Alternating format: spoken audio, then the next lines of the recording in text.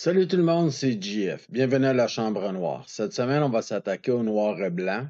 Je vais vous montrer comment convertir une image en noir et blanc avec l'aide de Photoshop.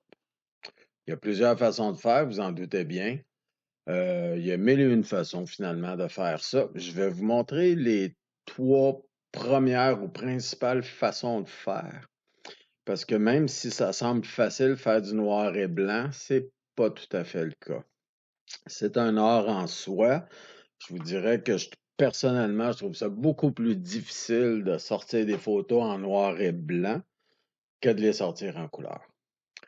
Par contre, vous allez être beaucoup plus fier de vos photos quand vous allez pouvoir maîtriser le noir et blanc parce que vous allez pouvoir appliquer ce que vous apprenez en noir et blanc à vos photos couleurs, c'est-à-dire le contraste, la saturation, la teinte, les choses du genre. Fait que voilà, sans plus attendre, on va partir. Fait que la première chose qu'on va faire, c'est comme d'habitude, on va prendre cette image-ci, là, dans le coin, et on va aller la porter sur le petit plus qu'il y a ici pour faire un double. On va aller en haut, filtre, convert to for smart filter, convertir en filtre dynamique. Bien sûr que oui. Pourquoi je fais ça? Parce que si jamais je vais revenir en arrière une fois que j'aurai complété mon transfert, ma conversion en noir et blanc, je vais pouvoir le faire. Une fois que l'image qui est ici a là, son petit logo dans le coin en bas, le petit icône, ça me permet de pouvoir revenir en arrière et de changer les réglages du filtre que je vais utiliser. Je remonte ici en haut, filtre, et je m'en vais à Camera Raw Filter ou le filtre de caméra RAW. Ça prend quelques secondes à ouvrir parce que c'est un filtre dynamique. Il prend tout en note avant de pouvoir commencer à faire des changements. Ici, la plupart du temps, quand vous allez l'ouvrir, des fois, il n'est pas tellement gros. Fait que je vous conseille d'aller dans le coin en haut à droite ici et de cliquer pour avoir la fenêtre au complet. Mieux on voit, mieux on fait nos changements. Fait qu'on a donc une photo couleur. Je vais fermer ça ici. La première chose à faire, je vous dirais, et c'est probablement la plus facile, et des fois, je dis bien des fois, ça peut être suffisant pour faire un transfert d'une photo couleur, une conversion plutôt d'une photo couleur au noir et blanc. Fait qu'on va aller ici où c'est écrit Profile, profil, et on continue, et il y a un petit icône qui est juste ici. On clique dessus. Ça, c'est les profils qui sont déjà à l'intérieur de Photoshop. Moi, j'en ai ajouté plusieurs, mais celui ou ceux que je vais vous montrer sont déjà à l'intérieur. Fait qu'on va aller ici, BW, Black and White. En français, j'imagine, c'est noir et blanc. On clique dessus et comme par magie, on a déjà des pré-réglages pour le noir et blanc. Tout ce qu'il suffit de faire, c'est de promener la souris au-dessus de chacun et de regarder l'effet jusqu'à temps qu'on tombe sur l'effet désiré. C'est juste un début. Je vais arrêter ici, vous allez le trouver étonnant si je les fais tous. Je vais en choisir un. Bon, je pense que je vais y aller avec ça. Ouais, on va y aller avec celui-ci. Numéro 10, mais ça, c'est vraiment une question de goût. C'est vraiment vous qui allez décider. Fait que deux choses l'une, je clique deux fois dessus ou je clique sur OK pour arriver au même résultat. Voilà, c'est maintenant fait.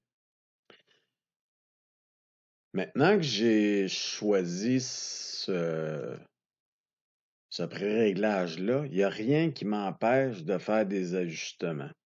Tout ce qui est ici dans le basique, ça fonctionne. Je peux jouer avec l'exposition. Vous vous souvenez, si vous voulez le ramener à zéro, vous cliquez directement sur le curseur, ça le ramène à zéro. Je peux jouer avec les contrastes.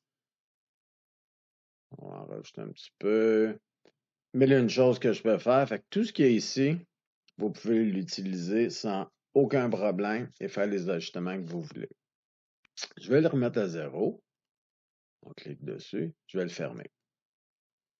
L'autre chose que vous pouvez faire, c'est d'aller ici dans Black and White Mixer ou j'imagine en français le mixeur noir et blanc.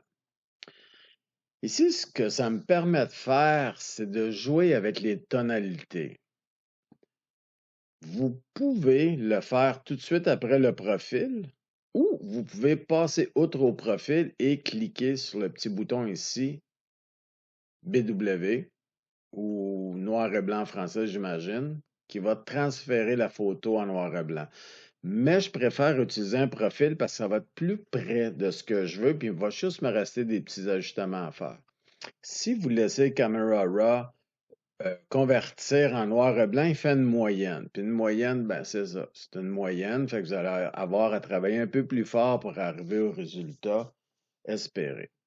Tandis que là, si on part d'un profil, on a déjà une bonne partie du travail qui est fait. Il reste que du fine-tuning à faire sur notre image. Ici, il faut toujours penser que c'est la couleur qu'il y a en dessous. Maintenant qu'on est en noir et blanc, ça va affecter ce qui était, comme là, je vais jouer avec le rouge, évidemment, le rouge à lèvres. Fait qu'on va y aller. Je vais juste vous montrer, on n'ajustera pas grand-chose, mais pour vous montrer comment ça fonctionne. Il faut toujours faire attention quand on joue avec les curseurs parce qu'à un moment donné, ça devient destructif. C'est-à-dire que les pixels sont comme cassés. Fait qu'il faut pas les jouer dans les extrêmes. Il faut ajuster pas mal dans le centre des choses. OK, comme ça. Fait que, comme fait voir ses lèvres, ça pâlit, ça foncit. Puis évidemment que dans la peau, mais il y a toujours un peu de rouge, fait que ça affecte la peau aussi. Je vais donc le remettre dans le centre. L'orange, c'est souvent la peau, justement. C'est plus orangé. Fait qu'on va regarder ce que ça fait. Plus clair, plus foncé. Je le fonce une petite bite. Je pourrais le mettre comme ça. Et puis, je vais y aller avec un autre. Mettons yellow. Jaune, c'est souvent dans ce cas-ci les cheveux. Le background, ça peut être la peau aussi, un peu de jaune dans la peau. On y va comme ça.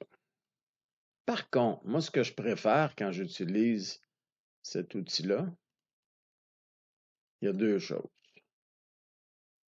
Soit essayer auto, qui est ici. Des fois, ça donne des bons résultats. Cliquez deux fois dessus. C'est bien, c'est bien. On va faire un petit retour en arrière. CTRL Z pour remettre ça comme c'était. Je vais toutes les remettre à zéro. Pour une raison X, il ne veut pas le faire pour moi.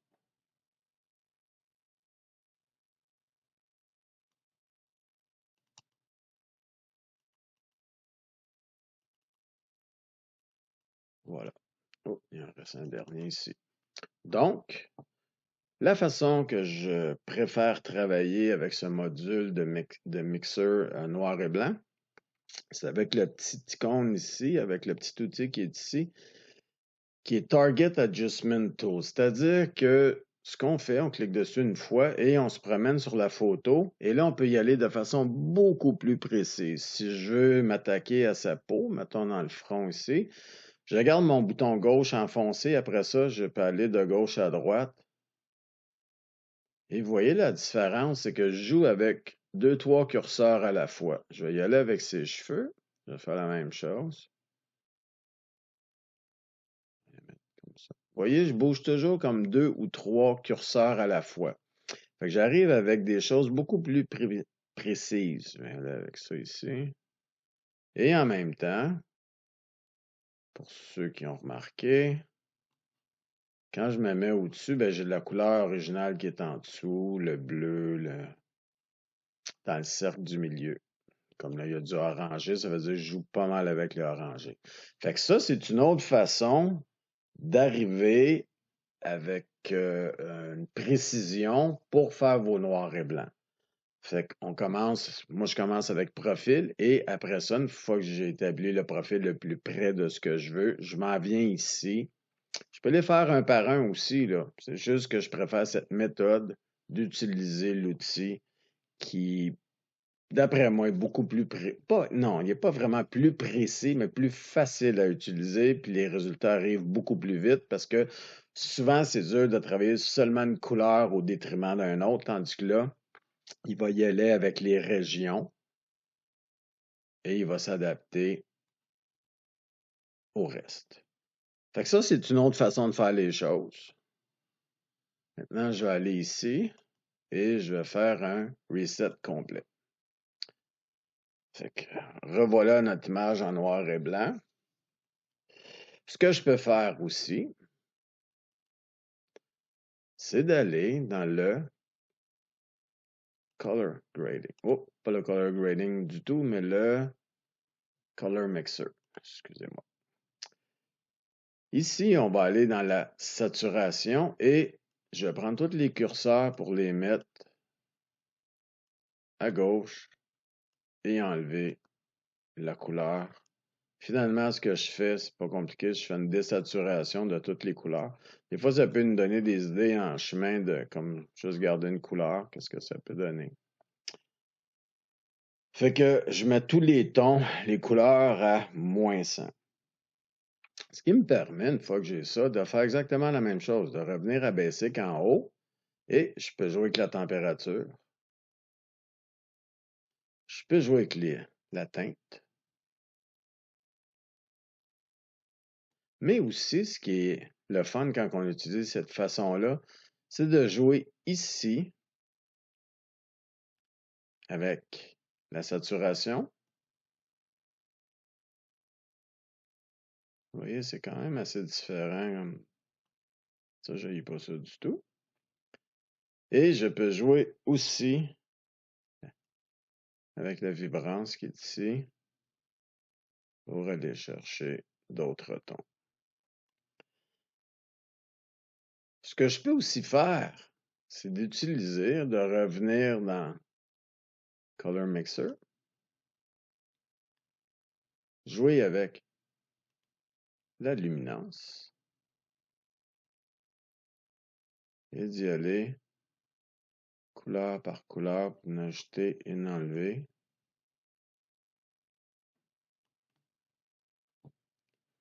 Comme vous avez pu le constater, le petit outil de Target Adjustment Tool est aussi présent dans le mixeur de couleurs. C'est-à-dire que si je clique dessus, j'arrive exactement à la même chose. Je clique et je peux ajuster la luminance à partir d'une zone de mon image. Fait que voilà, c'est trois façons finalement de travailler le noir et blanc avec Photoshop et le filtre Camera Raw. Il y a plusieurs autres façons de faire. Dans la prochaine capsule, je vais amener ça juste à un niveau un petit peu plus haut pour les ajustements. La base reste sensiblement la même, mais je vous dirais qu'il y a plus de finesse, il y a plus de petites choses qu'on peut ajouter tranquillement et qui va nous donner un bien meilleur résultat parce que, comme je vous disais au départ, c'est pas facile de faire du noir et blanc. Ça semble facile, mais c'est pas le cas. Il faut pratiquer. Je vous dirais à la base, il faut avoir la bonne image aussi, qui est quand même assez contrastée pour partir. C'est pas toutes les photos qui vont bien en noir et blanc. Vous pouvez toutes convertir les photos en noir et blanc, ça, c'est pas un problème. Mais il y a certaines photos, vous allez voir, ça fonctionne plus ou moins bien ou c'est plus difficile d'arriver à un beau résultat. Fait que moi, je vous conseille de prendre un paquet de photos avec des textures différentes, des visages, des paysages, des photos urbaines et de tester la chose. Amusez-vous à les transférer en noir et blanc. Jouez avec tous les curseurs. C'est la meilleure façon d'apprendre, c'est d'essayer. Fait que sur ce, portez-vous bien. On se revoit dans une semaine. Ciao.